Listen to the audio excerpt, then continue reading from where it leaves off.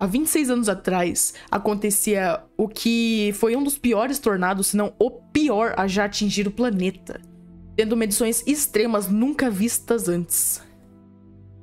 Esse era o tornado de Bridge Creek e Moore de 1999, que aconteceu há exatamente 26 anos atrás. Esse tornado fez parte do Outbreak de 1999 de Oklahoma. A cidade de Moore, ela fica no coração do Tornado Alley nos Estados Unidos, que é a região onde mais existem tornados no mundo. Esses tornados atingem principalmente essas regiões, ou seja, nessas regiões do norte do Texas, Oklahoma, Kansas, Nebraska e incluindo a Dakota do Sul. Naquela manhã de 3 de maio, as temperaturas eram baixas e o ar era bastante úmido. Essas e outras condições meteorológicas que eu vou citar logo serão as principais ingredientes para formar um tornado gigantesco e devastador para a região de Oklahoma. Aqui eu tô me referindo à cidade de Moore, só que nesse dia o mesmo tornado atingiu a cidade de Bridge Creek, que compôs o nome do tornado. A cidade de Bridge Creek, a comunidade de Bridge Creek, ela ficava a cerca de 40 quilômetros da cidade de Moore, onde o tornado atingiria também. E é importante ressaltar que Bridge Creek era uma comunidade com trailers e casas móveis. São duas estruturas terríveis para se abrigar durante o tornado. Voltando a falar do Tornado Alley, nós temos 2 ingredientes para fazerem aquela região das Grandes Planícies alameda de tornados. Temos 2 principais ingredientes para a formação de vários tornados na região das Grandes Planícies, que leva ela a ter o nome de Tornado Alley. Ali, nós temos a junção de 2 massas de ar quente e úmido vindo do Golfo do México e ar frio e seco vindo das montanhas rochosas. A junção dessas 2 massas, a interação delas, cria uma instabilidade nas Grandes Planícies que permitem a formação de diversas tempestades.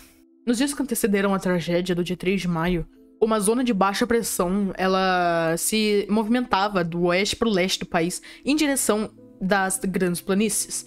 E, além disso, também tínhamos ventos consideráveis nas camadas superiores. E, conforme o verão ia se aproximando, havia um grande mormaço vindo do Golfo do México e forçava para dentro das Grandes Planícies. E esse mormaço, ele ajudava a formação das tempestades ali naquele local. E o último ingrediente dessa receita de tornados era uma linha de ar seco que se movimentava pelas Grandes Planícies também, que fechou com chave de ouro todos os ingredientes para a formação de tempestades fortes. E juntando todos os ingredientes, a gente tem cisalhamento do vento, instabilidade, altas umidades, ventos ascendentes. Todas essas coisas são Todas essas coisas juntas são um perigo para a região. E quando todos esses ingredientes se encontram, nós temos o quê? Diversas tempestades e tornados, muito potencialmente. Naquela manhã do dia 3 de maio, os meteorologistas já previam tempestades fortes para Oklahoma e também para o Kansas e Texas. Eles não sabiam como e onde elas iriam acontecer. No dia anterior, eles emitiram um alerta moderado na região de Oklahoma, Texas e Kansas. Já na manhã do dia 3 de maio, os meteorologistas eles continuavam acompanhando os eventos atmosféricos e já naquele momento, nas 7 da manhã, eles já haviam detectado que os valores de CAPE, eles já passavam os 4.000 joules por quilograma, o que é uma quantidade catastrófica. E para quem não sabe, o índice CAPE, ele significa Convective Available Potential Energy, ou seja, a energia convectiva potencial disponível. Resumidamente, indica agitação atmosférica. Uma correção que eu tinha falado que na tarde do dia 2 de maio, eles tinham emitido de alerta de risco moderado. Eles tinham emitido um alerta de risco baixo e não de risco moderado. E então eles emitiram realmente esse aviso de moderado após eles descobrirem, já no dia 3 de maio, sobre os valores de CAPE altos, que também seria um outro índice de que umas fortes tempestades iriam atingir a região. Foi então nesse momento que eles emitiram um aviso moderado. E não seria a última vez que eles iam mudar esses avisos. Durante a manhã, havia uma fina camada de nuvens ali naquela região de Moore e Oklahoma City. Por volta do meio-dia, começou a se dissipar. trazendo um céu limpo, incrivelmente limpo, que ajudaria a desestabilizar aquela atmosfera para causar enormes tempestades. E todos esses ingredientes que a gente comentou mais cedo se juntam para ótima receita de supercélulas. A partir das condições meteorológicas extremas daquele local, os meteorologistas 3h49 da tarde, eles emitiram um aviso height, que seria crucial para as pessoas se abrigarem quando as tempestades surgiram. Foi então, por volta das 3h04 da tarde, que algumas tempestades, que posteriormente virariam supercélulas, surgiram ao sul de Oklahoma. E com isso, vários caçadores de tempestades começaram a se locomover pela região procurando atividades tornádicas. E junto a esses caçadores estavam Joshua Worman e a equipe Vortex para medição junto do seu radar Doppler móvel. E apenas em minutos, tempestades virariam supercélulas violentas que facilmente produziriam tornados. Essas supercélulas que logo começaram a se rotacionar e viraram tornádicas, tendo o seu primeiro alerta de tornado, ou seja, o Tornado Watch, que indicava que áreas poderiam atingir a cidade de Oklahoma. 4 minutos depois, o primeiro tornado havia sido reportado ao Instituto de Norman, algo que deixou claro que aquela tempestade iria desencadear um enorme surto de tornados. Foi então às 4h50 da tarde que o Serviço Nacional de Meteorologia teria emitido um Tornado Warning para os condados de Comanche, Caddo e Grady. Uma dessas tempestades foi chamada de Tempestade A. Ela foi uma tempestade que se destacou bastante naquele dia, porque ela teria produzido 14 tornados. E é importante a gente lembrar que 1 a cada 10 supercélulas produzem tornados. Então, essa é uma quantidade catastrófica de tornados. Essa supercélula, ela já rapidamente tinha gerado 2 tornados F3 que passaram perto das comunidades de Cyril e Cement. Um desses tornados atingiu um aeroporto, onde ninguém ficou ferido, mas destruiu hangares e aviões. Inclusive, uma das asas de um dos aviões foi encontrada a quilômetros de distância dali. Os tornados iniciais rapidamente se dissiparam, só que isso era apenas uma amostra daquilo que vinha. Essa supercélula, ela não enfraquecia de jeito nenhum. E, pelo contrário, ela ia se intensificando a cada rotação que reciclava, fazendo delas cada vez mais fortes. E então, por volta das 6 da tarde, o primeiro tornado realmente violento nascia. Ele começou a se desenvolver na próxima cidade de Amber, onde rapidamente se tornaria um tornado de categoria F4. Algo que já é difícil de acontecer com tornados no total tempo de vida deles. E agora, imagine um tornado que está apenas começando. É algo realmente incrível. O tornado se desenvolveu muito rápido, atingindo 1,6 quilômetros de largura, antes mesmo de atingir a comunidade de Bridge Creek, onde causaria seus primeiros danos. Pouco depois dele atingir a sua marca de 1,6 quilômetros, ele também atingiu a sua marca de velocidade mais rápida, não de ventos, porém de locomoção. E foi nesse momento que ele atingiu a comunidade de Bridge Creek, onde ele causaria diversos danos, transformando casas em montes de entulhos e obliterando completamente outras. Foi pouco depois que o tornado atingiu a comunidade de Bridge Creek que a equipe Vortex, ela se posicionava numa distância segura do tornado enquanto coletavam informações sobre ele. E foi nesse momento que eles haviam medido 480 km por hora de vento. As medições mais intensas do mundo até então. Porém, em 2021, foi constatado por meteorologistas que analisaram novamente aquela situação, voltando nos dados registrados no dia 3 de maio de 99. Após várias análises, foi constatado que, na verdade, os ventos daquele tornado atingiram os impressionantes 517 km por hora. E para aqueles aqui do canal que jogam Twisted, aqui em milhas por hora é 321. E enquanto o tornado se dirigia na direção nordeste, ele enfraqueceu um pouco, só que o pior ainda estava por vir. O tornado, ele se dirigia à região metropolitana de Oklahoma City, uma área extremamente populosa, o que havia levado os meteorologistas daquela região a lançarem um alerta nunca antes emitido na história. O Tornado Emergency, ele é emitido quando um tornado forte e grande está indo para regiões extremamente populosas.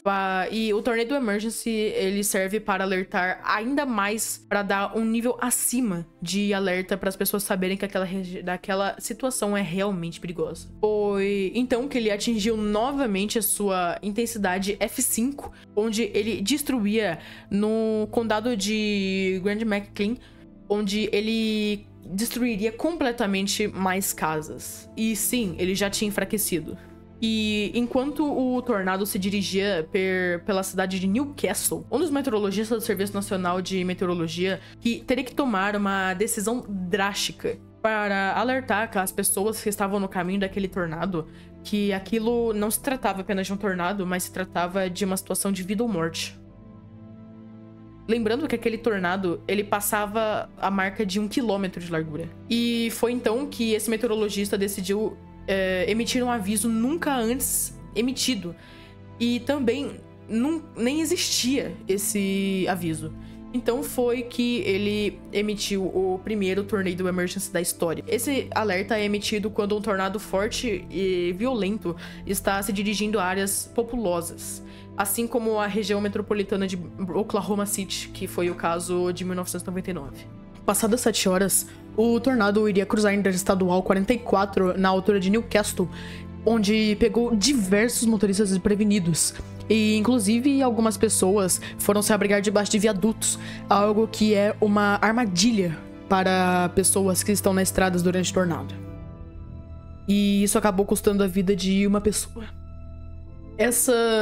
Esses viadutos, eles são uma armadilha, porque quando o vento chega neles, eles são comprimidos e passam por baixo do viaduto, fazendo com que esses ventos que estão passando por baixo sejam mais fortes do que os de fora, fazendo com que essas pessoas que estão debaixo do viaduto sejam arrastadas ou literalmente sugadas para fora desse viaduto. Após cruzar a rodovia, ele foi diretamente para Newcastle, onde causou danos de categoria F4 e matou pessoas pelo seu caminho. Foi então que o tornado enfraqueceu um pouco e causou danos F2, por onde passava ao sudeste de Oklahoma City. E foi nesse momento que foi possível ver um tornado satélite, que não é um vórtice múltiplo, mas sim um outro tornado separado do principal, que gerou uma visão bem bonita, apesar do desastre que estava acontecendo naquele momento.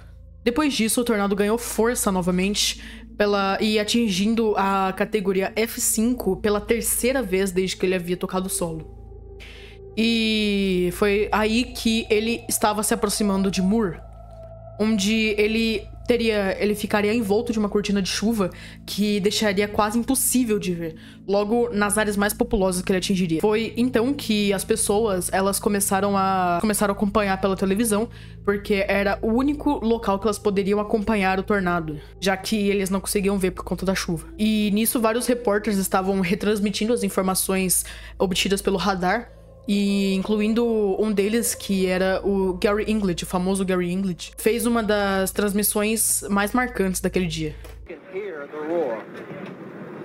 Again, those listening on radio, you are going to be occasionally experiencing some power outages because these storms are moving into the metro area. We're going to have occasionally some interruptions. Look at the debris. Look at all the debris. Look at all the debris in the air. Folks, please, we plead with you. You absolutely have got to get down. Get to the lowest level you possibly can. We plead with you, do not take the extra minute or two. We plead with you to get below ground, get in the interior closet or bathroom, get in the bathtub. We plead with you. There it is, crossing Interstate 35. There is a tremendous amount of debris in the air. We pray and plead with you, please get down now. If you're I-35, get out of your car. If you're east of I-35 over to Tinker Air Force Base, please, we plead with you, go to your safe spot now, take your radio, forget the live pictures, go get safe. Oh my gosh. 89, South 89.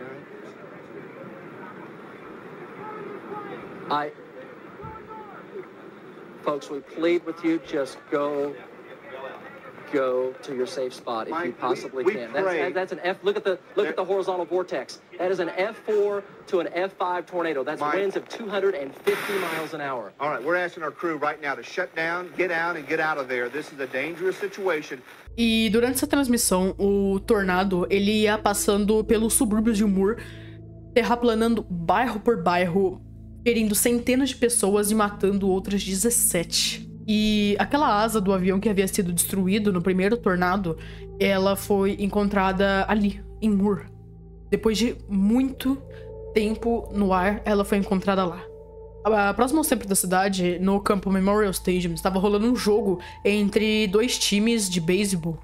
E o estádio estava cheio e muitas pessoas tiveram que ser evacuadas às pressas, levando para abrigos e estacionamentos subterrâneos. Uma cerimônia de reconhecimento estava acontecendo em Westmore High School, onde foi uma escola que também foi atingida pelo tornado. As pessoas também tiveram que ser evacuadas muito às pressas. Foi então que o tornado causou mais uma morte de uma pessoa que estava na estrada quando o tornado atingiu elas e essa pessoa tentou correr para debaixo do viaduto. E ela acabou falecendo ali mesmo. E então o tornado, ele realmente chegou a atingir Oklahoma City, mas na parte bem sul. E não mais em categoria F5, mas sim F4, quando ele atingiu a base aérea Tinker. E após isso seguiu no caminho das cidades de Dell e Midwest. Ele atingiu uma escola em Midwest City, que foi classificada com danos F5, mas foi considerada apenas com dano F4. Foi então às 7h48 que o tornado realmente começou a se enfraquecer, até que ele finalmente se dissipou. O tornado, durante sua trajetória, ele matou 35 pessoas e feriu mais de 500. Mais de 10 mil edifícios foram destruídos ou completamente destruídos por esse tornado. E os danos ultrapassaram a marca de 1,5 bilhões de dólares, que foi a primeira vez que os danos de um tornado haviam ultrapassado a marca de 1 bilhão. Eram tantas pessoas feridas e tantas pessoas mortas que simplesmente não tinha recursos suficientes para resgatar todas essas pessoas. E equipes de diversas partes de Oklahoma City e das cidades ao redor foram até Moore para ajudar as pessoas depois desse tornado. As cidades de Newcastle e Moore foram as duas cidades mais atingidas que esse tornado passou. Depois desse tornado, outras pessoas morreriam de causas indiretas. Uma pessoa, ela teve um ataque cardíaco durante a passagem do tornado e outra tirou a própria vida depois que o tornado destruiu tudo que ela tinha. Na manhã seguinte do tornado, o então presidente dos Estados Unidos, Bill Clinton, ele declarou estado de desastre para a cidade de Moore para que os danos desse tornado pudessem ser recuperados, para que as casas e edifícios danificados por esse tornado pudessem ser restaurados com a ajuda do governo. Uma curiosidade é que esse tornado foi o último tornado a receber uma categoria F5 antes que a escala Fujita fosse mudada para a escala Fujita melhorada, a EF que a gente chama. Então é isso. Hoje, mesmo depois de ter passado por outros 2 tornados significantes, Moore é uma cidade normal, mesmo tendo essa memória tornádica, né? Essa memória esse nome que ela é reconhecida como capital dos tornados mas é isso. Esse foi a história do tornado de Bridge Creek e Moore de 1999. Eu espero que vocês tenham gostado do vídeo. Eu peço desculpas pela semelhança do vídeo do Natureza Sinistra. Ele tem outras informações que eu não coloquei aqui no vídeo, justamente para não ficar muito parecido. Eu coloquei algumas a mais, algumas a menos, mas enfim, é isso, tá? Eu usei como base o vídeo dele. Eu tentei, no máximo, não deixar parecido, ou pelo menos muito parecido com o vídeo dele, porque como ele já falou disso, é meio difícil eu falar algumas coisas muito diferentes do que ele falou no vídeo dele. Mas é isso. Espero que vocês tenham gostado e até o próximo vídeo.